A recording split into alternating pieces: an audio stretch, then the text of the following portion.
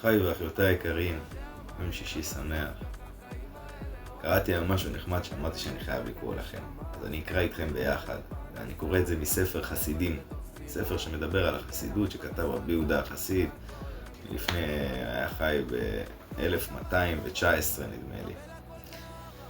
הוא רושם, אין חסיד אלא מי שעובר על מידותיו, כשבאים בני אדם בפניו אשר חטאו ועשו לו שלא כהוגן, זאת אומרת באו אליו אנשים שרוצים להתחרט על דברים שהם עשו לו, שהם עשו לו בסדר.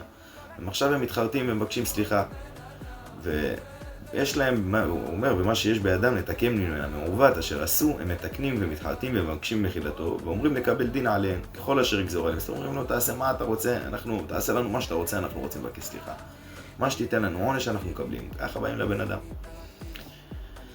וכשרואה זה, אשר יש בידו לעשות להם רעה ולהשיב להם גמולם, זאת אומרת, הוא רואה עכשיו, וואלה, הוא יכול לעשות להם מה הוא רוצה. עשיתם לי רע, בואו ניתן לכם בראש עכשיו. אממה, אם הוא מוכל להם בלב שלם ואינו עושה עמהם רעה, מפני זה נקרא חסיד. שנאמר, שובה משובת ישראל ולא אפיל פניי בכם כי חסיד אני. זה אומר השם יתברך.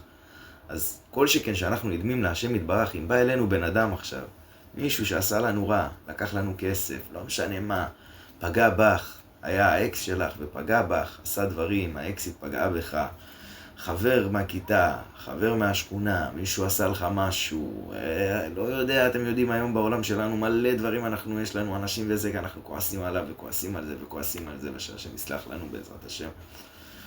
אבל אם עכשיו בא אליך בן אדם אומר לך, תשמע, אני יודע שהייתי לא בסדר, אני בטעות, לא אתה, בקעתי בך, הייתי לא בסדר, אבל אני רוצה לבוא לבקש סליחה, אח שלי היקר, חזרתי בתשובה, עכשיו יום כיפור, ראש השנה, אני רוצה לבקש סליחה, רוצה לבקש מחילה. ואתה מוכל לו בלב שלם, כאן אתה נהיה חסיד.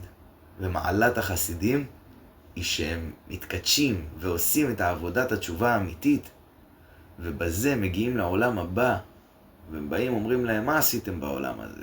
וואלה, לא הצלחנו לקום לתפילה, לא, זה אממה. זה שעשה לי רע כל הילדות, או זה שעשה לי רע בכללי, ומחלתי לו בלב שלם, אני יכול להגיד על עצמי ולהעיד, אני חסיד. אני חסיד. חסידות זה לא אומר רק ברסלב או חב"ד. חסידות זה להיות חסיד, חסיד לדבר השם. לנהוג בחסידות, לנהוג בעזרת השם במידות. שיהיה לנו שבת שלום ומבורך.